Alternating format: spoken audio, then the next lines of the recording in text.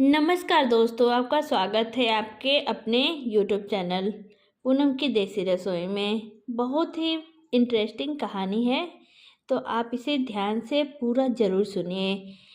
7 रानियों की कहानी। बहुत समय पहले एक राजा था। उस राजा की 6 रानियां थी। राजा का राज्य बहुत दूर दूर तक फैला हुआ था। राजा बहुत ही दयालु और धार्मिक प्रवृत्ति वाला था। वह हमेशा अपनी प्रजा की भलाई के लिए काम करता था।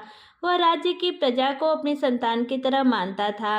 राज्य की प्रजा भी अपने राजा को बहुत प्रेम करती थी। उसके राज्य की सीमाएं बहुत दूर दूर तक फैली हुई थी। राजा के राज्य में प्रजा को किसी प्रकार का कोई भी दुख नहीं था। राजा के कोई संतान नहीं थी, इसलिए राजा को हमेशा यही चिंता लगी रहती थी। संतान प्राप्ति के लिए राजा एक एक करके 6 शादियां कर चुका था, परंतु अभी तक किसी भी रानी से उसे संतान की प्राप्ति नहीं हुई। राजा घर में पूजा पाठ करने के साथ ही राज्य के सभी मंदिरों में जा जाकर पूजा पाठ करवाते, यज्ञ करवाते और दान धर्म करते, लेकिन फिर भी रानियां मां नहीं बन पाई।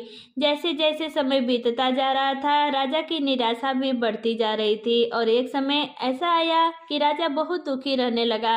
राजा के दुख से राज्य की प्रजा भी दुखी थी। उन्हें भी राजा के समान ही प्रजा पालक और उत्तराधिकारी पाने की कामना थी, जो पूरी नहीं हो रही थी। उस राज्य के लोग सदा ईश्वर से उनके लिए मन से कामना करते और प्रार्थना करते कि राजा के यहाँ कम से कम एक पुत्र तो जरूर पैदा हो जाए, जो उनके राज्य का आने वाला राजा बने। इसके लिए उनकी प्रजा भी देवी देवताओं की आराधना करती थी, देवी देवताओं से मनोदया मांगती थी। राजा ने बहुत प्रयास किए, कुछ भी नहीं छोड़ा। वह पीर फकीर साधु सन्यासी सबकी सेवा करते थे, परंतु अभी तक किसी का भी दिया हुआ आशीर्वाद राजा को नहीं फला था।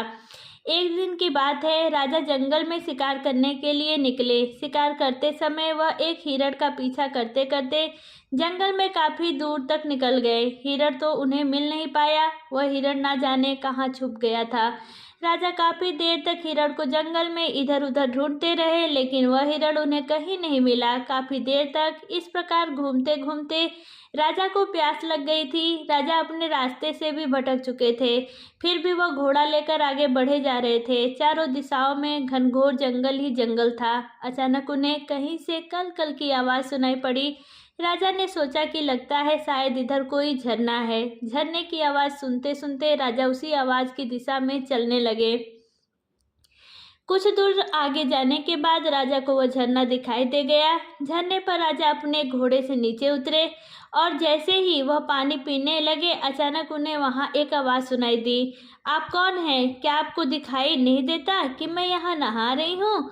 आप यहाँ कैसे आ गए? राजा ने चौंक कर पीछे मुड़कर देखा। सचमुच अपनी प्यास के आगे उन्हें दिखाई नहीं दिया कि एक लड़की झरने में नहा रही थी। उन्होंने जल्दी से अपनी आंखें दूसरी तरफ फेर ली और कहा, मुझे बहुत प्यास लगी थी, इसलिए मैं पानी पीने आ गया। मुझे क्षमा करें, मैंने आपको नहीं देखा। यदि आप बुरा नहीं माने तो मैं पानी पी लूं और फिर मैं यहाँ से चला जाऊंगा।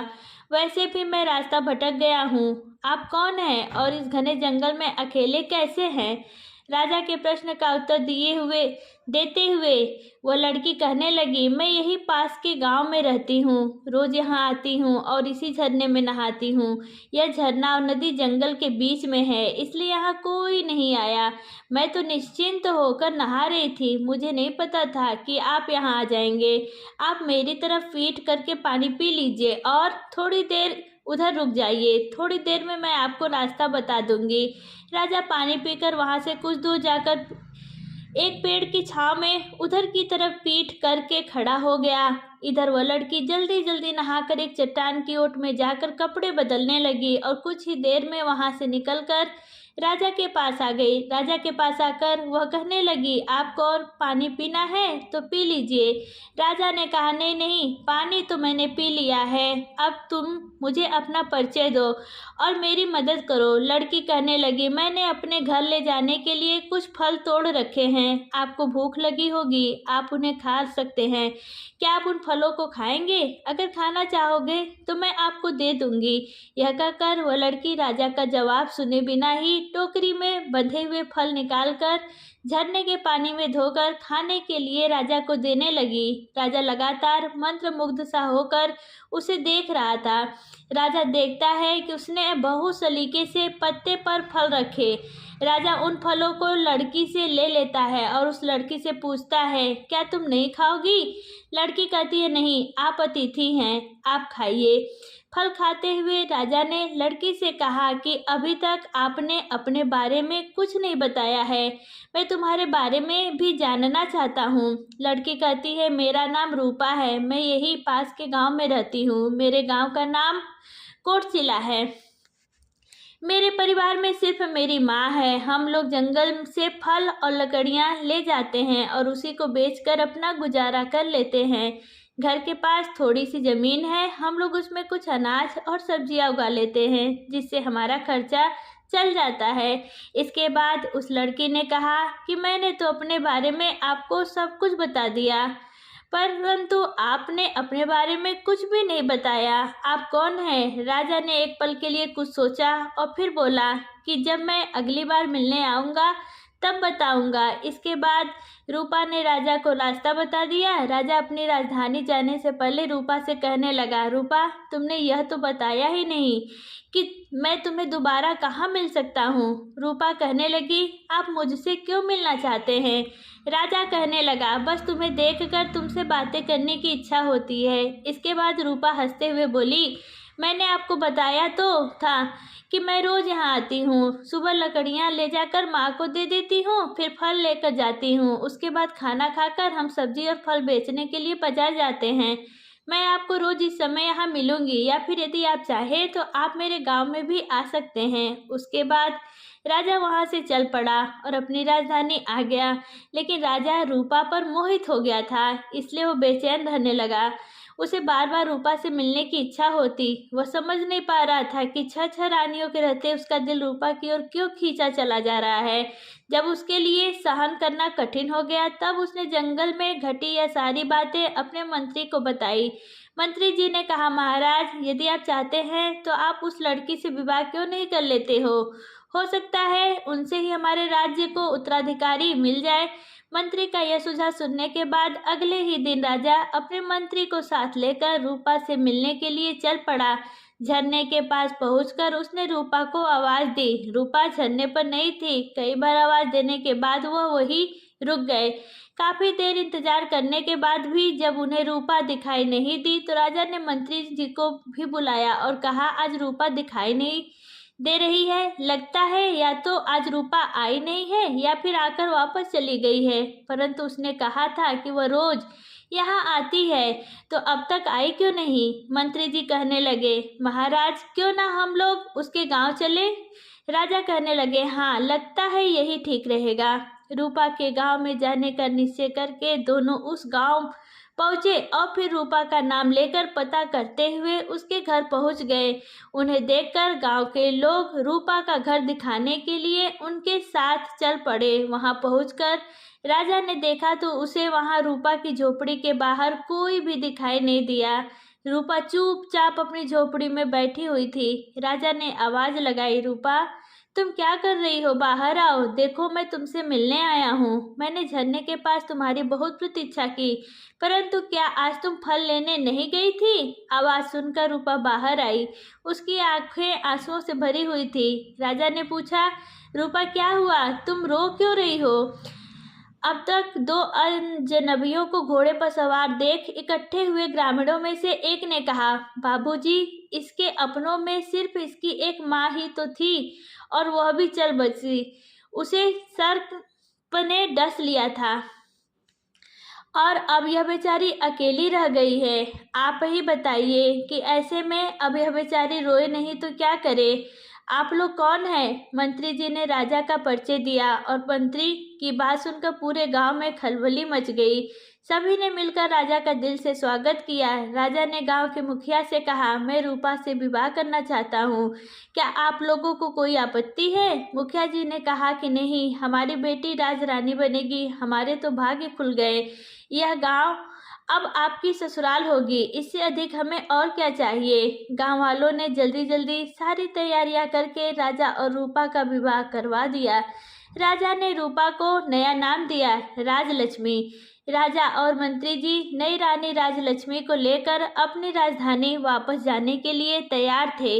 गांव वाले ने रंध्रे गले और नम आंखों से गांव की बिटिया रूपा को विदा किया।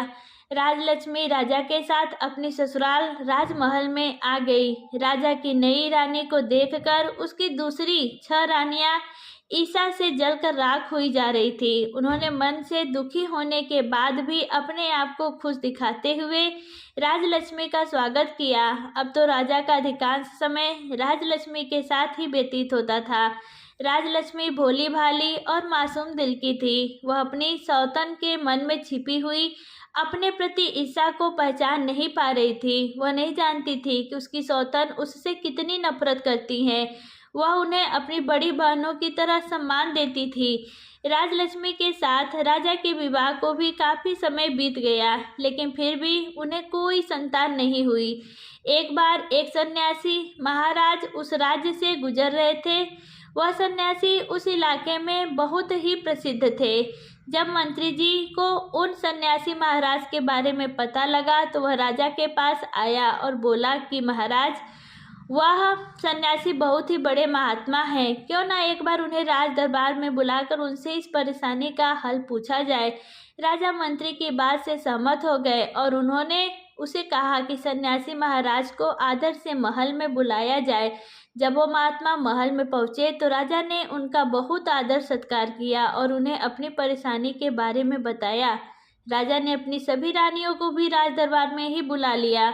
महात्मा ने उस समय कुछ भी ना कहते हुए महाराज से कुछ दिन के लिए महल में रुकने की आज्ञा मांगी, जिसे राजा ने खुशी खुशी स्वीकार कर लिया और अपने सेवकों को आज्ञा दी कि महात्मा जी का रहने का उचित प्रबंध किया जाए। राजा ने अपनी सभी रानियों से भी कहा कि महात्मा जी का पूरा आदर सत्कार होना चाहिए। बड़ी 6 रानियों ने महात्मा के फटे पुराने कपड़े देखे तो उन्हें अच्छा नहीं लगा। वह सभी महात्मा के फटे कपड़ों की ओर देखती और किसी न किसी बहाने उनकी सेवा करने से इनकार कर देती। छोटी रानी राजलक्ष्मी महात्मा का पूरा आदर सत्कार करती। शायद जंगल में पली बड़ी होने के कारण उसे इस बात का कोई घमंड नहीं था कि वह इस राज्य की रानी है। उसने मन लगाकर महात्मा की सेवा की। कुछ दिनों बाद महात्मा जाने के लिए तैयार हो गए। जाने से पहले उन्होंने सभी को आशीर्वाद दिया। अंत में सबसे छोटी रानी राजलक्ष्मी को अपने पास बुलाकर बोले कि बेटी, तुमने मेरी बहुत सेवा की है, मेरा बहुत ध्यान रखा है। बहुत जल्द ही तुम्हें संतान की प्राप्ति होगी और इस महल में बच्चों की आवाज़ सुनाई देगी। यह सुनकर राजा और राजलक्ष्मी बहुत खुश हो गए। उन्हें इस प्रकार आशीर्वाद देकर महात्मा चले गए और सचमुच कुछ ही दिनों के भीतर छोटी रानी गर्भवती हो गई। कुछ ही दिनों में राजलक्ष्मी ने राजा को शुभ समाचार दिया कि वह पिता बनने वाले थे। रानी गर्भवती थी। यह समाचार सुनने के बाद राजा की खुशी का पारावार नहीं रहा। अब तो राजा रानी राजलक्ष्मी का और भी ज़्यादा ध्यान रखने लगे। राजलक्ष्मी को किसी तरह की कोई तकलीफ ना हो, यह सोचकर उन्होंने राजमहल में सभी दासियों को उनकी इच्छा पूरी करने के निर्देश दे दिए। उन्होंने कुलगुरु को भी यह निर्देश दिया कि वह प्रतिदिन रानी को धार्मिक और प्रेरक कहानियां सुनाए। इस समाचार से पूरे राज्य में खुशी की लहर दौड़ गई। पूरे राज्य में लोग खुशियां मनाने लगे। चारों तरफ बधाइयों की धूम मची थी। सभी लोग खुश थे कि राज्य को वारिस मिलने वाला है, परंतु बड़ी 6 रानियां तो जलकर राख हो गई थी। यह 6 रानियां आपस में विचार करने लगी कि अब क्या होगा। अब तो वह सब यही सोच रही थी कि छोटी रानी तो पहले ही राजा को बहुत प्यारी हैं, बच्चा होने के बाद तो इसका और अधिक ध्यान रखा जाएगा, यही पटरानी हो जाएगी। उसके बाद हम सभी का तो कोई महत्व ही नहीं रह जाएगा और यह हमें दासी की तरह समझेगी। इस तरह से वे आपस में सलाह करके हमेशा रानी राजलक्ष्मी को परेशान करने का प्रयास करती, परंतु उनका कोई भी प्रयास सफल नहीं हो पाता था। कभी कुलगुरु के लोग रास्ते में आ जाते तो कभी प्रजा और कभी दासियां तो कभी स्वयं राजा ही उनके रास्ते की रुकावट बन जाते। इस तरह समय बीत रहा था और रानी की गर्भावस्था का समय भी लगभग पूरा होने को था। तभी अचानक राज्य की सीमा पर विद्रोहियों ने विद्रोह कर दिया। उनके विद्रोह को दबाने के लिए सेनापति को भेजा गया, जो कि अपने काम में असफल रहे।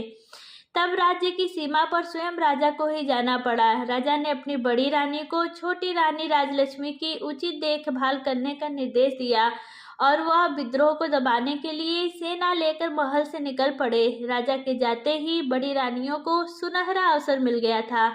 अब वे छोटी रानी को गलत बातें बतलाती रहती और छोटी रानी से वैसे ही काम करवाती जिससे उनके गर्भ को नुकसान पहुंचे। दिन में एक बार कुलगुरु आते और पाठ करके चल जाते। कुलगुरु छोटी रानी को धैर्य बांधते और उनसे मधुर बातें करते हुए बच्चे के लिए आवश्यक सावधानियां बतलाकर चले जाते।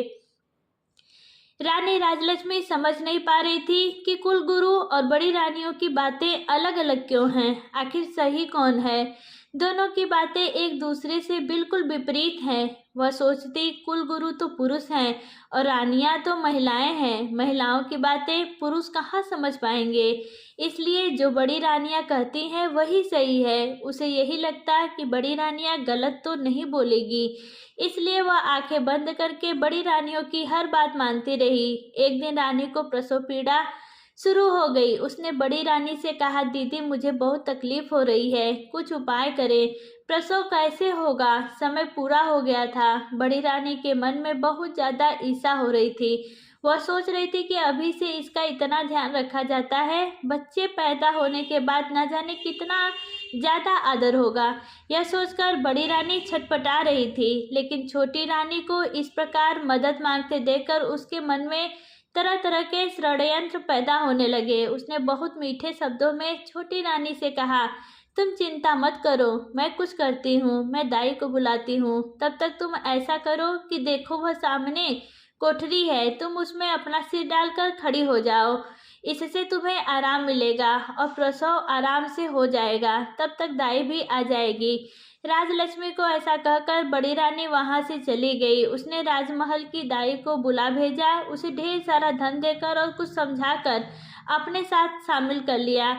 इसके बाद दोनों मिलकर इंतजार करने लगी। दूसरी ओर बड़ी रानी के जाने के बाद रानी राजलक्ष्मी कोठरी में सिर डालने लगी। कोठरी ऊंची होने के कारण रानी का सिर कोठरी के अंदर नहीं पहुंच सका। यह देखकर वो सोचने लगी कि अब वह क्या करे। उसने कभी किसी का प्रसव होते हुए देखा नहीं था, इसलिए वह कुछ जानती भी नहीं थी। तभी उसने सामने एक पानी का घड़ा देखा और सोचा कि यहाँ पर यह जो पानी पीने का घड़ा रखा है वह भी तो मिट्टी का ही है, मैं इसी में अपना सिर डाल लेती हूँ, क्योंकि बड़ी बहनों ने उसे गलत तो कहा नहीं होगा। जरूर प्रसव का यही तरीका होता होगा। वह घड़े से पानी फेंक कर उसी में अपना सिर डालने लगी। उसका सिर घड़े के अंदर भी नहीं जा रहा था। वह आंखें बंद किए हुए घड़े के ऊपर सिर रखकर वही पास में बैठ गई और दर्द के कारण चिल्लाती रही, लेकिन उसे देखने वाला वहां पर कोई नहीं था। दूसरी तरफ बड़ी रानी और दूसरी रानियों ने अपनी विश्वास पात्र दाई से कहा कि तुम छोटी रानी के कमरे में के बाहर जाकर खड़ी रहो और देखती रहो कि वहां कोई दूसरा जा नहीं पाए। दाई कमरे के बाहर खड़ी हो गई। छोटी रानी पीड़ा से कराह रही थी। भगवान की कृपा से छोटी रानी ने एक एक करके 7 बच्चों को जन्म दिया। उनमें 6 लड़के और 1 लड़की का जन्म हुआ। बहुत ज्यादा पीड़ा के कारण रानी बेहोश हो गई और घड़े के पास ही लुढ़क गई। यह देखकर दाई ने जल्दी से अपनी बड़ी रानी को बुलाया और सभी बच्चों को उन्हें दिखाया। बड़ी रानी के साथ सभी छोटी रानियां भी वहां आ चुकी थी। वह सभी यह देखकर हैरान थी कि छोटी रानी ने एक साथ 7 बच्चों को जन्म दिया है और सभी बच्चे बिल्कुल स्वस्थ और तंदुरुस्त हैं। उन्होंने उस दाई से कहा कि तुम जल्दी से जाओ और कुछ ईंट पत्थर के टुकड़ों को लेकर आओ। दाई जल्दी से ईंट पत्थर के टुकड़ों को लेकर आ गई।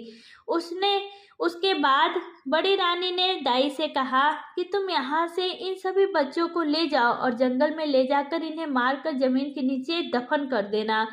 हमने जो तुमसे सोने और चांदी के सिक्के देने का वादा किया है वो बहुत जल्दी ही तुम्हें मिल जाएंगे। दाई बहुत बहुत खुश हो गई और वह सभी बच्चों को लेकर वहां से चली गई। उसके बाद सभी रानियों ने मिलकर वहां से बच्चों के होने के सारे निशान साफ कर दिए। बच्चों के स्थान पर उन्होंने ईंट पत्थर के टुकड़े वहां रख दिए। घड़े को तोड़कर उसके टुकड़े भी वहां पर छोड़ दिए और इसके बाद सभी रानियां अपने कमरे में आ गई। थोड़ी देर बाद ही धाई वापस वहां उनके पास पहुंच गई। बड़ी रानी ने उससे पूछा, क्या हुआ? क्या तुमने उन्हें मारकर जमीन में दबा दिया है? दाई के हाँ कहने पर सभी रानियां बहुत खुश हुई और उन्होंने उसी समय उसे इनाम के रूप में बहुत सारे सोने और चांदी के सिक्के देकर विदा किया। इस प्रकार अपना सारा काम पूरा करने के बाद सभी रानियां छोटी रानी राजलक्ष्मी के पास आई और उसके ऊपर पानी की छींटे मारकर छोटी रानी को होश में लाई। होश में आने के बाद रानी बहुत कमजोरी महसूस कर रही थी। उसने बड़ी रानियों से पूछा कि मेरे बच्चे कहाँ हैं और मुझे लड़का या लड़की क्या हुआ है? पास पड़े ईंट और पत्थरों की ओर इशारा करते हुए रानियों ने कहा कि यह देखो, तुमने इन ईंट और पत्थरों को जन्म दिया है। छोटी रानी राजलक्ष्मी यह सुनकर आश्चर्यचकित थी कि ऐसा कैसे हो सकता है कि मैंने ईंट और पत्थरों को जन्म दिया है। छोटी रानी के पास ईंट और पत्थर के टुकड़े पड़े हुए थे। उसने रोते हुए कहा कि ईंट और पत्थर, ऐसा कैसे हो सकता है? नहीं, यह नहीं हो सकता। बच्चा तो जरूर हुआ होगा। बड़ी रानियों ने कहा, तो क्या हमने उसे कहीं छुपा दिया है? यही तो है जिसे तुमने जन्म दिया है। लो, अब तुम इन्हें संभाल कर रखो। ऐसा कहकर उन्होंने सारी ईंट और पत्थर के टुकड़ों को एक थैले में भर दिया। अब उन्हें राजा के आने की प्रतीक्षा थी। छोटी रानी बहुत ही आश्चर्यचकित थी और परेशान थी। वह समझ नहीं पा रही थी ऐसा कैसे हो सकता है। जल्दी ही सभी रानियों ने यह बात पूरे महल में फैला दी कि छोटी रानी ने बच्चों के बदले ईंट और पत्थरों को जन्म दिया है। और कुछ समय बाद राजा भी युद्ध जीतकर अपने नगर को वापस आ गए। उनके स्वागत में भव्य तैयारियां की गई, परंतु लोगों के चेहरे पर वह उमंग व खुशी नहीं दिख रही थी जिसकी उन्होंने कल्पना की थी। उनको बड़ा आश्चर्य हुआ। राजा अबराज भवन में आए तो पटरानी सहित सभी रानियों ने उनका स्वागत किया। छोटी रानी का चेहरा उदास था, परंतु दूसरी रानियां बहुत खुश दिखाई दे रही थी।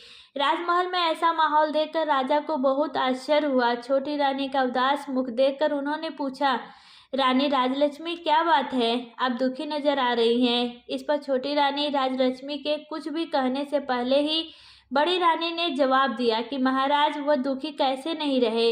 इनका भेद जो खुल गया है। जब राजा को कुछ समझ नहीं आया तो उसने बड़ी रानी से पूछा कि आपका यह सब कहने का क्या मतलब है? रानी, बताइए तो सही, क्या हुआ? रानी का प्रसव हुआ या नहीं? राजा की बड़ी रानी को, जो पटरानी थी, उसने झूठे दुख का दिखावा करते हुए कहा, महाराज, हम तो चले गए, हमें तो बहुत बड़े धोखे में रखा गया। महाराज, यह राजलक्ष्मी मासूम चेहरे वाली, यह तो बहुत ही ठगने वाली और धोखेबाज निकली। महाराज, यह हमें गर्भवती होने का धोखा देती रही। यह गर्भवती नहीं थी, बस दिखावा करती रही और इसने हमें धोखे में रखा। गर्भ होने पर कुछ तो होता। इन्हें तो ईंट और पत्थर पैदा हुए हैं। वह ईंट और पत्थर इन्हीं के कमरे में रखे हुए हैं। आप जाकर स्वयं देख लीजिए।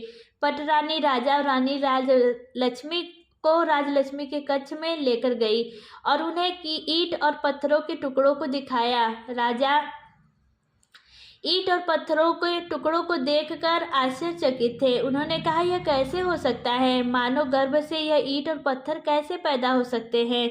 बड़ी रानी पटरानी कहने लगी, महाराज, वही तो हम भी कह रहे हैं कि इसने हमारे साथ गर्भवती होने का नाटक किया था।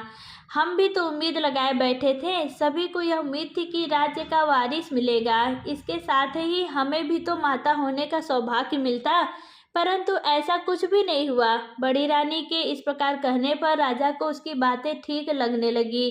राजा को भी लगा कि रानी ने सभी को धोखा दिया है। अब राजा क्रोध में भरकर रानी राजलक्ष्मी की ओर पलट गए और पूछा, बताइए रानी, आपने हमें इतना बड़ा धोखा क्यों दिया? हमें आपकी हिम्मत कैसे हुई हमें धोखा देने की? यदि आप ऐसा ना करती तो हम इसे विधि का विधान मानकर संतोष कर लेते कि हमारे भाग्य में संतान सुख है ही नहीं। लेकिन आप तो हमें हमारे जीवन की सबसे बड़ी आशा दिखाकर हमारी आशा पर पानी फेर दिया। हम तो आपके मासूम चेहरे पर मोहित होकर आपको अपनी रानी बनाकर लेकर आए थे। हमने आपको इतना प्यार, आदर और सम्मान दिया, परंतु आप उस सम्मान के योग्य नहीं हैं। आपने हमें धोखा देने से पहले इस सब के बारे में एक बार भी नहीं सोचा। हमें आपसे ऐसी उम्मीद बिल्कुल भी नहीं थी, लेकिन आपने जो छल हमसे किया है उसका दंड तो हम आपको अवश्य देंगे। आज से आप हमारी रानी नहीं बल्कि महल की नौकरानी होंगी। जाइए, हमारे सामने से अभी चली जाइए, वरना क्रोध में मैं न जाने क्या कर बैठूं। राजा के ऐसे शब्द सुनकर छोटी रानी बहुत दुखी हुई, लेकिन वह कुछ नहीं कर सकती थी। वह उस कक्ष से बाहर चली गई और एक तरफ बैठकर रोने लगी। इस घटना के बाद तो राजमहल में छोटी रानी का जीवन बहुत मुश्किल हो गया। बड़ी रानी और बाकी सभी रानियां उसके साथ बहुत बुरा व्यवहार करती। महल की नौकरानियों से भी अधिक काम उनसे लिया जाता। उनको महल की सफाई के काम में लगा दिया गया। रानी दुखी बहुत हो गई। उसके दुख हर गुजर रहे थे, दिन के साथ बढ़ते ही जा रहे थे, पर वह सब कुछ के अलावा क्या कर सकती थी। उनके पास कोई ऐसा सबूत नहीं था जिससे वह अपनी गर्भावस्था को प्रमाणित कर पाती। वह जानती थी कि वह सच में गर्भवती थी। उन्हें आश्चर्य होता था कि उनके बच्चों का क्या हुआ। कई बार उनके मन में इच्छा होती कि वह राजमहल को छोड़कर अपने गांव चली जाए और अपनी पुरानी दिनचर्या आरंभ करें। अब उसे अपनी पुरानी जिंदगी की बहुत याद आती, परंतु वह यह सोचकर अपना विचार बदल देती थी कि उसके रानी बनने पर उसके गांव वाले कितने खुश थे। वह सोचती अब वह वहां जाकर किस मुंह से अपने दुर्भाग्य की कथा उन्हें कहे। इस तरह समय बीतता रहा और काफी समय बाद एक दिन जब राजा दरबार में बैठे राज्य कार्य में व्यस्त थे कि तभी एक प्रहरी ने उनके पास आकर सूचना दी। प्रहरी ने कहा, महाराज, मनसुखा गांव के प्रधान जी आपसे मिलना चाहते हैं। राजा ने ग्राम प्रधान को बुलाने की आज्ञा दे दी। मनसुखा गांव के ग्राम प्रधान ने आकर राजा को झुककर पूरे सम्मान के साथ अभिवादन किया और आदेश की प्रतीक्षा में खड़ा हो गया। राजा ने कहा, ग्राम प्रधान जी, कहिए आपकी क्या समस्या है। ग्राम प्रधान कहने लगा, महाराज, आपके शासन में किसी को कोई समस्या हो ही नहीं सकती। राज्य में और हमारे गांव में सभी राजी खुशी हैं। आज मैं यहाँ आपके पास एक आश्चर्यजनक और चमत्कारी घटना के बारे में बताने के लिए आया हूँ, जिसके बारे में जानकर हम सब गांव वालों की तरह आप भी बहुत ही हैरान रह जाएंगे। महाराज, मुझे लगा कि आपको इसके बारे में पता होना चाहिए, इसलिए मैं यहाँ चला आया। राजा कहने लगे, प्रधान जी, ऐसी कौन सी चमत्कारपूर्ण घटना हुई है, उसके बारे में हमें बताइए। प्रधान कहने लगे, महाराज, हमारा गांव जंगल के पास में है। वहाँ बहुत से पेड़ पौधे हैं, लेकिन पिछले कुछ समय में हम वहाँ एक स्थान पर एक चंपा के फूल और कई बांस के पौधे को देख रहे हैं। यह पौधे अपने आप उगाए हैं। इन पौधों को किसी ने भी नहीं उगाया। शुरू में तो हम में से किसी ने भी उन पर विशेष ध्यान नहीं दिया, परंतु अब हम उनके बारे में सोचने के लिए मजबूर हो चुके हैं। महाराज, उन ऊंचे बांस के पौधों के बीच में चंपा का पौधा ऐसा लगता है जैसे बांस के पौधे के द्वारा घेरा डालकर चंपा के पौधे की सुरक्षा की गई हो। उन्हें देखकर ऐसा लगता है कि जैसे वह बांस के पौधे खास तौर पर उस चंपा के पौधे की सुरक्षा के ही लिए लगाए गए हों। परंतु महाराज, यह भी एक सत्य है कि उन पौधों को हमारे गांव के किसी भी व्यक्ति ने नहीं लगाया है। यह सभी पौधे एक साथ अपने आप ही उगाए हैं। महाराज, इससे भी बड़ी आश्चर्य की बात यह कि यह चंपा का पौधा फूलों से लदा हुआ है, परंतु किसी के भी तोड़ने से इसका फूल टूटता नहीं है। चंपा के पौधे से जो फूल नीचे गिरते हैं, हम उन्हें उठा लेते हैं। वह फूल बहुत ही सुगंधित है। परंतु महाराज, यदि कोई भी व्यक्ति फूल तोड़ने के लिए अपने हाथ आगे बढ़ाता है तो चंपा के सारे फूल आकाश की तरफ को काफी ऊंचे हो जाते हैं। महाराज, इतना ही नहीं, इनमें से मानव की आवाज भी आती है। चंपा और बांस के सभी पौधे आपस में मानव की आवाज में बातें करते हैं। ग्राम प्रधान की यह सभी बातें सुनकर राजा आश्चर्यचकित हो गए। राजा के साथ साथ सभी दरबारी भी हैरान थे। राजा ने कहा कि ऐसा कैसे हो सकता है, पौधे मानव आवाज में कैसे बोल सकते हैं। ठीक है ग्राम प्रधान जी, आप हमें यह बताइए कि वो पौधे बातें करते हुए क्या कहते हैं। ग्राम प्रधान कहने लगे, महाराज, जब कोई भी व्यक्ति फूल तोड़ने के लिए चंपा के पौधे की ओर हाथ बढ़ाता है तो चंपा के पौधे से आवाज़ आती है कि बाज भैया, यह इस गांव के ग्रामीण फूल तोड़ने आए हैं, इन्हें फूल देना है या मैं लगू आकाश। इसके बाद उनके बांस के पौधे में से आवाज़ आती है, ना बहना, लग जा आकाश। इसके बाद चंपा की डालियां इतनी ऊंची हो जाती हैं कि कोई भी इंसान उन तक नहीं पहुंच पाता। लंबे डंडे से भी चंपा के फूल तक पहुंचना संभव नहीं होता, परंतु प्रतिदिन सुबह के समय चंपा के फूल जमीन में बिखरे मिलते हैं, जो कि बहुत ही सुगंधित होते हैं। महाराज, आश्चर्य की बात तो यह है कि सभी ग्रामीणों ने फूल तोड़ने की बहुत कोशिश की, परंतु आज तक एक भी फूल अपने हाथों से तोड़ नहीं पाए। यहाँ तक कि कितने राहगीरों ने भी और आसपास के कई गांवों के ग्रामीणों ने भी बहुत प्रयास किया, परंतु कोई भी व्यक्ति एक भी फूल नहीं तोड़ पाया, सभी असफल रहे। महाराज, अब तो सभी लोगों ने उस चंपा के पौधों को आकाश चंपा के पौधों के नाम से बुलाना शुरू कर दिया है। राजा ने ग्राम प्रधान की यह सभी बातें सुनने के बाद हैरान होकर मंत्री को आदेश दे दिया, मंत्री जी, आप खुद जाकर देखिए वह किस प्रकार के पौधे हैं और इसके बारे में हमें पूरी जानकारी दीजिए। मंत्री जी ने कहा, जी महाराज, मैं स्वयं जाकर देखता हूँ। मंत्री जी उसी समय ग्राम प्रधान को लेकर दरबार से बाहर निकल गए। राजा और सारे दरबारी आश्चर्य में पड़े यह सब सुन और देख रहे थे। वह समझ नहीं पा रहे थे कि आखिर सच्चाई क्या है। मंत्री के वहां जाने के बाद राजा भी यह सोचकर अपने राज्य कार्य में व्यस्त हो गए कि मंत्री जी गए हैं, वह सब कुछ पता लगाकर आ जाएंगे। राजमहल से निकलकर जब मंत्री जी ग्राम प्रधान जी के साथ उन पौधों के पास पहुंचे तो सभी ग्रामीण भी वहां पर इकट्ठा हो गए। सुबह का समय था। मंत्री जी, ग्राम प्रधान और गांव के लोग आकाश चंपा के पौधे के पास पहुंच चुके थे। वहां पहुंचते ही चंपा के फूलों की सुगंध उनके नाक के नथु में प्रवेश कर गई। चंपा की सुगंध से वे सम्मोहित से हो गए। चंपा के पौधे के पास पहुंचकर मंत्री जी ने देखा कि ग्राम प्रधान के बताए अनुसार वहां पर एक चंपा का पौधा था और कई बांस के पौधे थे। चंपा का पौधा बिल्कुल बीच में था और बांस के पौधे उसे अपनी सुरक्षा के घेरे में लिए हुए खड़े थे।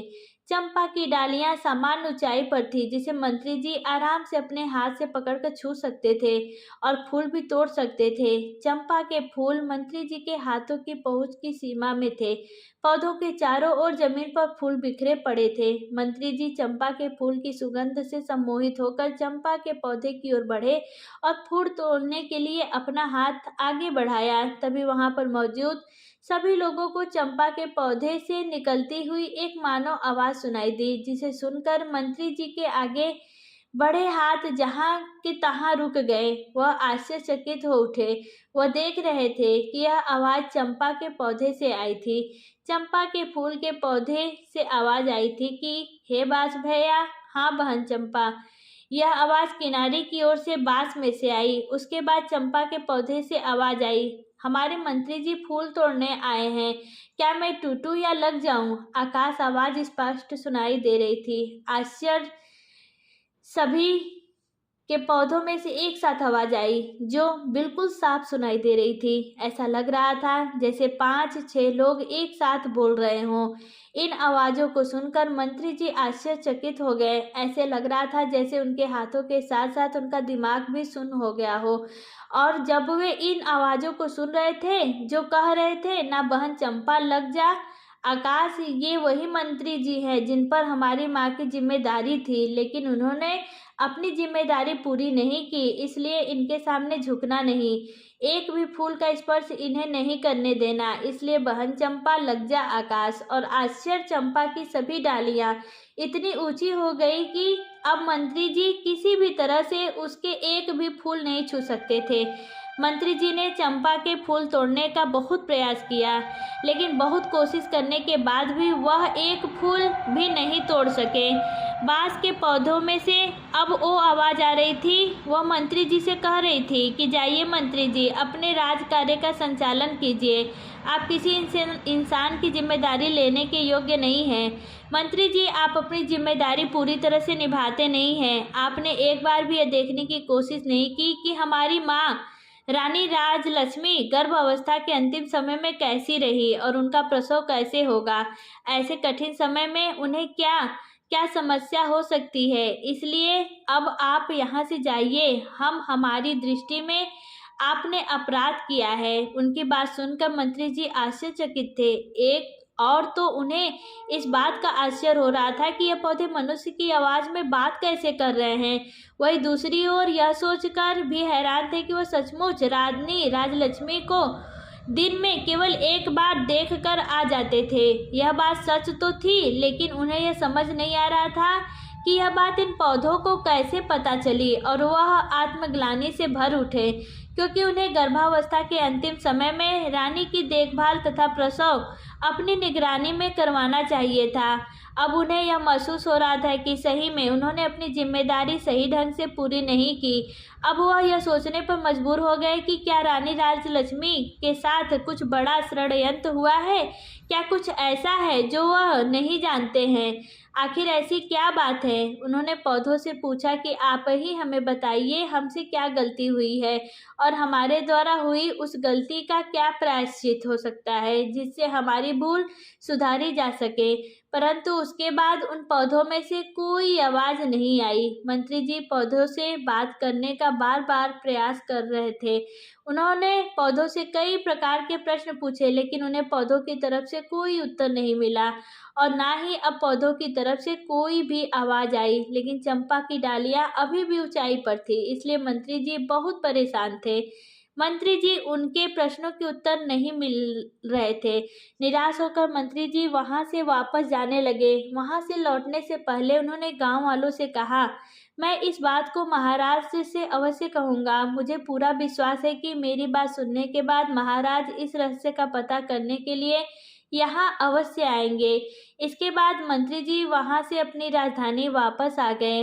राजमहल वापस आकर उन्होंने महाराज को सारी बातें बताईं और कहा कि महाराज, मुझे लगता है कि राजमहल में कुछ षड्यंत्र तो अवश्य हुआ है। अब मुझे तो अपने ऊपर ग्लानि हो रही है। मुझे ऐसा लग रहा है कि जैसे मैं राज रानी की देखभाल पूरी तरह से नहीं कर पाया। आज मुझे उन पौधों की बात सुनकर ऐसा लग रहा है कि कुछ ऐसा हुआ है जो हम लोग नहीं जानते। इस बारे में मैंने अपनी तरफ से जानने की पूरी कोशिश की, लेकिन उन्होंने मुझे कुछ नहीं बताया। इसलिए महाराज, मेरा आपसे अनुरोध है कि आप एक बार अवश्य वहां चलें और स्वयं देखें। हो सकता है वह आकाश चंपा आपको सारी बात बता दे।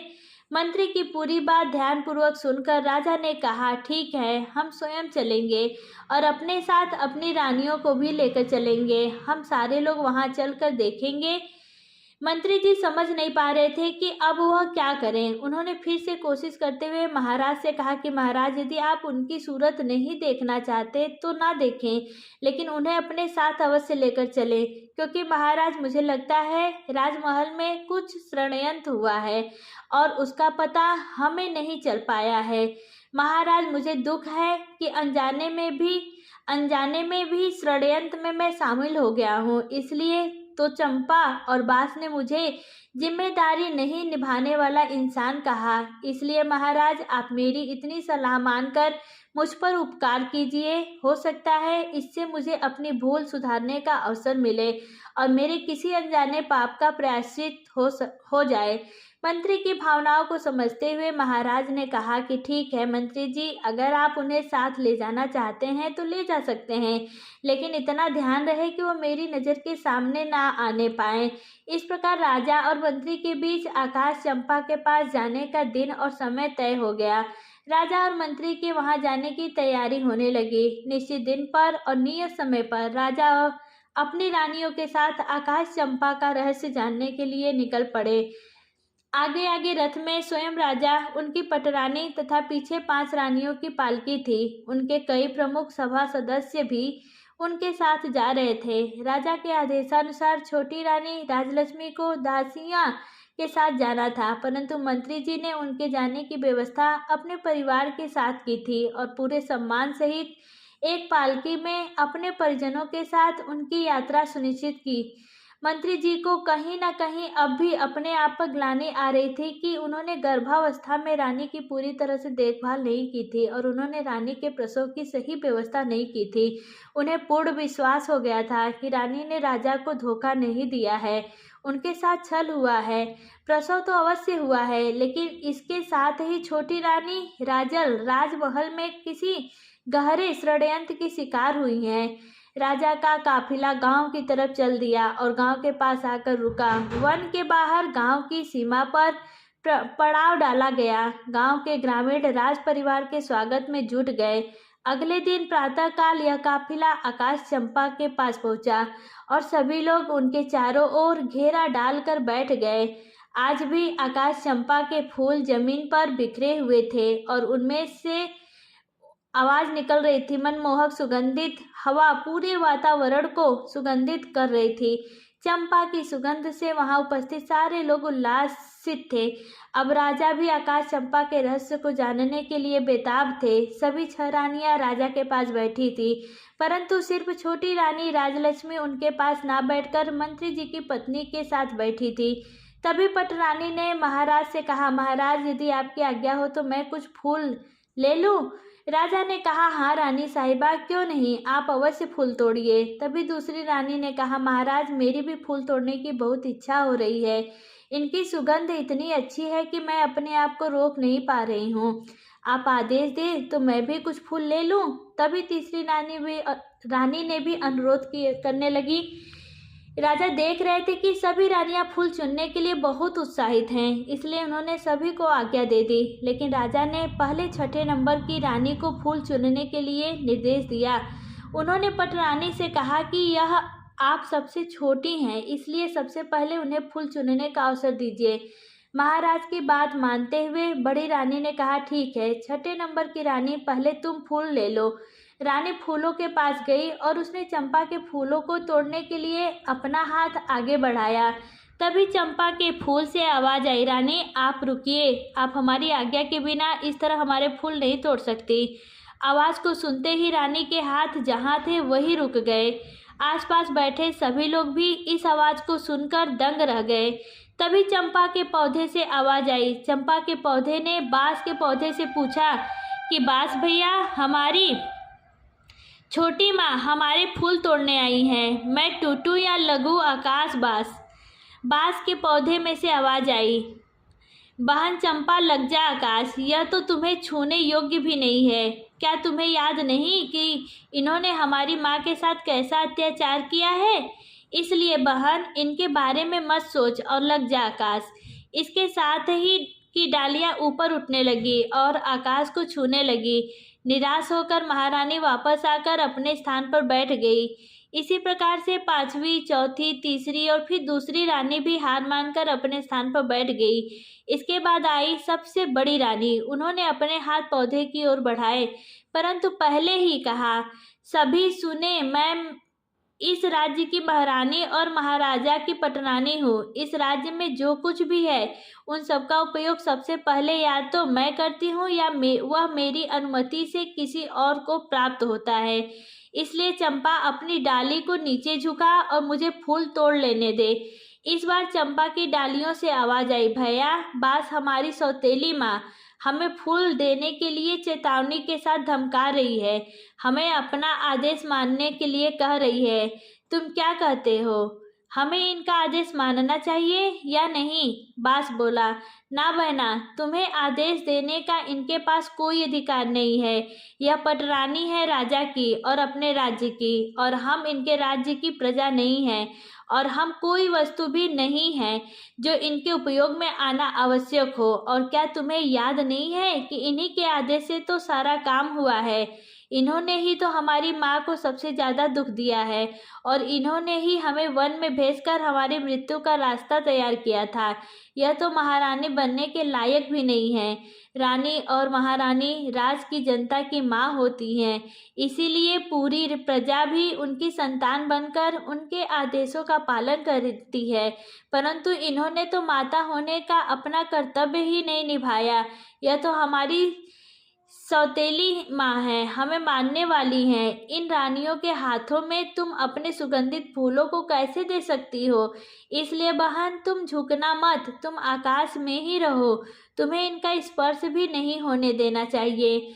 सभी के सामने यह सभी बातें सुनकर बड़ी रानी का सर लज्जा से झुक गया। राज्य के सभी सभासदों राज्य की जनता और ग्रामीणों के समक्ष उनका इतना अपमान हुआ जो उन्हें बिल्कुल भी अच्छा नहीं लगा। परंतु वह इस पौधे को कोई दंड भी तो नहीं दे सकती थी। उसकी इच्छा तो हो रही थी कि बांस और चंपा के पौधे के टुकड़े टुकड़े करवा दे, लेकिन वह मजबूर थी, इसलिए चुपचाप आकर अपने स्थान पर बैठ गई। अब चंपा की डालियां वापस पहले की तरह पहले वाली अवस्था में समान ऊंचाई पर आ गई। अब राजा खुद उठे और फूल तोड़ने के लिए आगे बढ़े। जब उन्होंने चंपा के पौधे के पास जाकर फूल तोड़ने के लिए अपने हाथ आगे बढ़ाए, तभी चंपा के पौधे से आवाज आई, ना ना महाराज, आप यह भूल कभी मत कीजिएगा। आपको फूल तोड़ने से रोकने के लिए मैं अपने भैया से अनुमति नहीं लूँगी। यदि भैया अनुमति दे भी देंगे तो भी मैं आपके हाथों में नहीं आऊँगी, इसलिए आप अपने हाथ पीछे ही रखिए। फूल तोड़ने का विचार त्याग दीजिए। राजा आश्चर्यचकित होकर सोचने लगे, आखिर ऐसा क्या हुआ कि उनको रोकने के लिए चंपा अपने भाइयों से भी अनुमति नहीं लेगी और बिना अनुमति के ही उन्हें रोक देगी। उन्होंने पूछा, मैं इस देश का राजा हूँ, तुम मुझे यह बताओ कि जब मैंने कभी भी किसी के साथ अन्याय नहीं किया, मैं अपनी प्रजा को अपनी संतान मानता हूँ और संतान की तरह उनकी देखभाल भी करता हूँ। मैंने कभी किसी पशु पक्षी को भी तकलीफ देने की नहीं सोची, फिर तुम ऐसा क्यों कह रही हो? इस बार चंपा के पौधे से आवाज आई कि आप अपनी पूरी प्रजा को संतान मानते हैं, परंतु आप उसी पर विश्वास करते हैं जो दूसरे आपसे कहते हैं। आप स्वयं कभी भी सच्चाई जानने की कोशिश नहीं करते।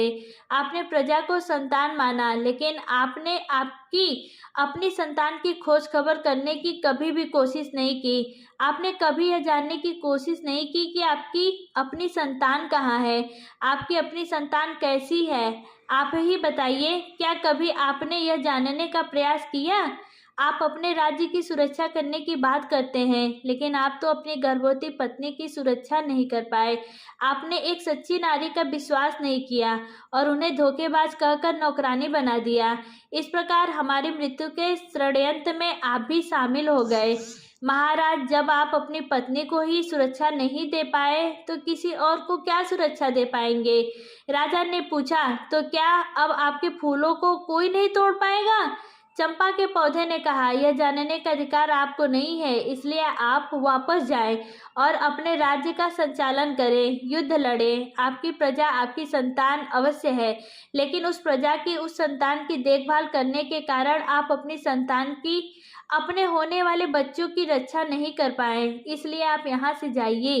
राजा के पास कहने के लिए अब कोई शब्द नहीं थे, इसलिए वो अपने स्थान पर आकर चुपचाप बैठ गए।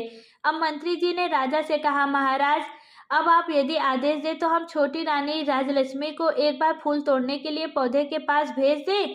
राजा कुछ उत्तर देते उससे पहले ही पटरानी बोल उठी। पटरानी ने कहा, मंत्री जी, जो फूल महाराज के हाथों भी नहीं टूटे वह इस धोखेबाज के हाथों कैसे टूटेंगे?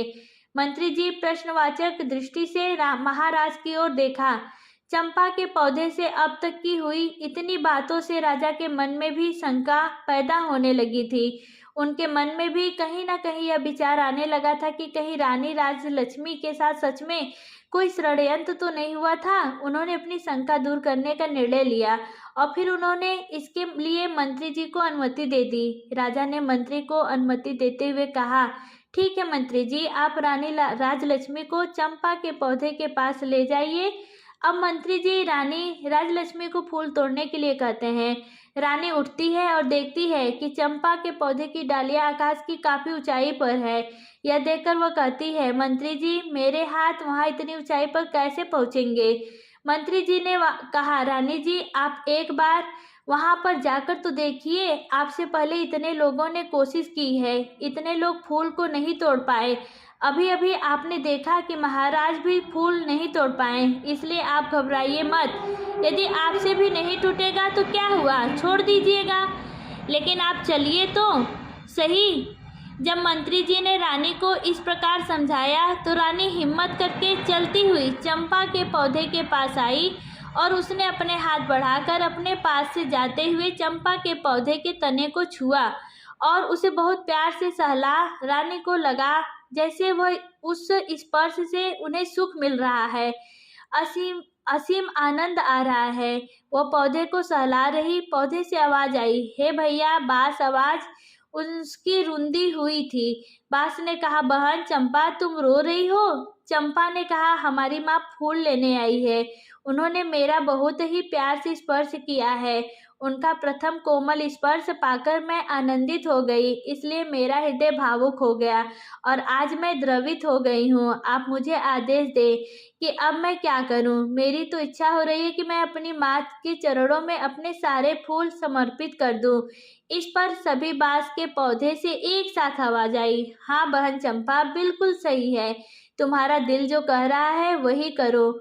माँ के चरणों में तो स्वर्ग है, माँ के चरणों का स्पर्श कर लो। इस आवाज के साथ ही सभी ने बड़ी हैरानी से देखा कि सारी डालियां झुककर रानी के चरणों को छूकर रानी राजलक्ष्मी के चारों ओर फैल गई। उसके ऊपर चंपा के फूलों की वर्षा हो रही थी। रानी राजलक्ष्मी के सिर से पांव तक चंपा के पुष्प भरे हुए थे और रानी आंसू बहाते हुए चंपा की डालियों को अपने हाथों से पकड़े सहला जा रही थी। रानी राजलक्ष्मी की आंखों से आंसू बहने लगे। यह देखकर सभी राज्य कर्मचारी, सभासद और ग्रामीण भावुक हो गए।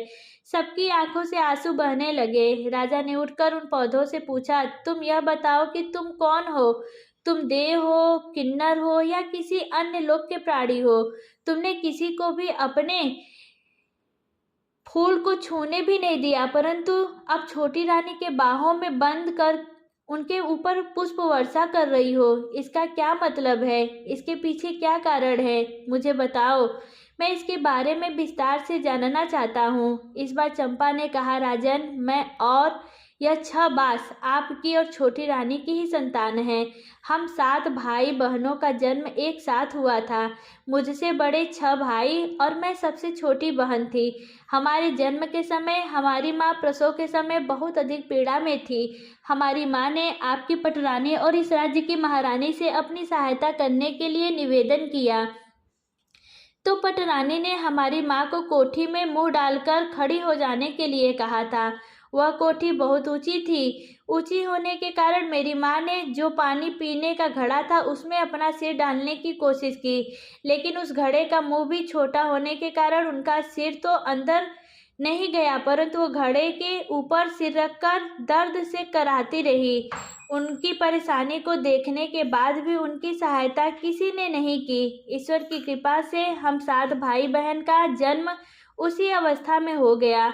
महारानी ने तो सोचा था हमारी माँ अपने सिर को कोठी में रखेगी और ऊंचाई से हमारा जन्म होगा और ऊंचाई से गिरने के कारण हम बच्चों की मृत्यु हो जाएगी, परंतु ऐसा नहीं हो सका और हम सब जीवित रहे। परंतु माँ उस अवस्था में दर्द से बेहोश होकर भूमि पर गिर पड़ी थी। तब महारानी ने एक दाई को बुलाया। महारानी ने उस दाई को पैसों का लालच देकर हमें मारकर जंगल में जमीन में दबाने के लिए कहा। दाई को भेजने के बाद कुछ ईंट पत्थर के टुकड़ों को वहां हमारी माँ के पास रख दिया, जिससे हमारी माँ को भी कभी पता नहीं चला कि हम लोगों ने जन्म लिया था। वो कभी भी समझ नहीं पाई कि उनके बच्चे आखिर गए तो कहाँ गए। आपने भी दूसरों की बातों पर विश्वास करते हुए उन्हें धोखेबाज कहा। इसके बाद राजा ने उनसे पूछा कि जब दाई ने तुम लोगों को मारकर जमीन में दबा दिया था तो तुम फिर लोग पौधे कैसे बन गए? इस पर चंपा कहने लगी, महाराज, ईश्वर की लीला बड़ी विचित्र है। जब दाई हमें लेकर आई तो अचानक जोरों की आंधी आ गई। वह दाई हमें मारकर राजमहल के बगीचे में ही दबाना चाहती थी, परंतु राजमहल के बगीचे में उसे ऐसा करते हुए कोई देख ना ले, इसी डर की वजह से वह हमें लेकर इस वन में चली आई। यहाँ आने पर जब वह कुदाल से मिट्टी खोद रही थी तभी आकाश मार्ग से परियों की रानी अपनी सखियों के साथ वन भ्रमण के लिए आ रही थी। जब उनकी दृष्टि हम पर पड़ी तो उन्होंने हमें उठा लिया और उनकी शक्तियों के असर से बहुत जोर की आंधी चल पड़ी। दाई हमें खोजती रह गई। हमारे नहीं मिलने पर उसने सोचा शायद हम भयंकर आंधी में कहीं उड़ गए, इसलिए महल में आकर उसने महारानी से झूठ बोल दिया। कि उसने हमें मारकर जमीन के अंदर दबा दिया, क्योंकि उसे डर था कि सच्चाई जानकर महारानी उसे मरवा देगी।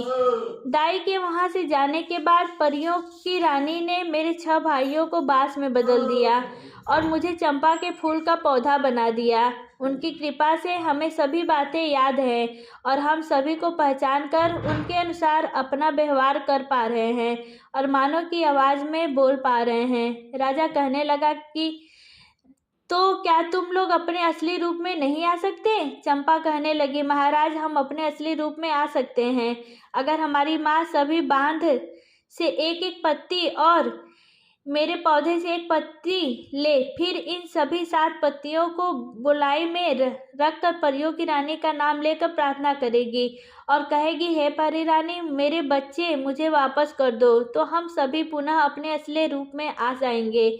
उसकी बातें सुनते ही रानी राजलक्ष्मी ने बांस और चंपा के से एक एक पत्ती ले ली और उन्होंने गोलाई में सजाया और स्वयं उनके समक्ष बैठ गई और हाथ जोड़कर पूरी श्रद्धा के साथ बोली, हे परी रानी, मैं पूरी जिंदगी आपकी सेवा करूंगी, आपकी पूजा करूंगी, फिर भी आपके ऊपर उपकार का मैं प्रतिकार नहीं कर पाऊंगी। आपने मेरे ऊपर इतना बड़ा उपकार किया है, आपने इतने दिन मेरे बच्चों को संभाल कर रखा, अब कृपा इन्हें मेरे आंचल में डाल दो। माँ परी रानी, मुझे मेरे बच्चों से मिला दो। आश्चर्य पल भर में देखा गया, बांस के पौधे और चंपा का पौधा विलीन हो गया। वहां पर लगभग 5-6 वर्ष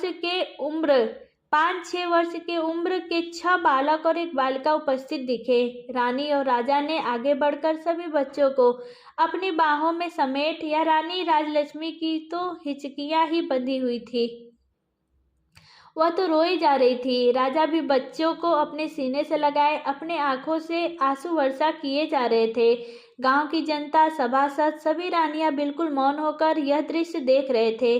कुछ देर के बाद जब राजा होश में आए तब उन्होंने वहीं पर अपना दरबार लगा दिया और गांव दरबार में पहला राज्य आदेश दिया कि सभी 6 रानियां रानी बनने योग्य नहीं है, इसलिए आज से अभी से मैं इनका परित्याग करता हूँ। छोटी रानी राजलक्ष्मी को इतने दिन जो कष्ट सहन करने पड़े, उसके लिए मैं उनसे क्षमा मांगता हूँ, उन्हें अपनी पटरानी बनाता हूँ। से सभी 6 रानियों को राजकुमार और राजकुमारी की हत्या के षड्यंत्र रचने के लिए दोषी मानते हुए उन्हें मृत्यु दंड दिया जाता है।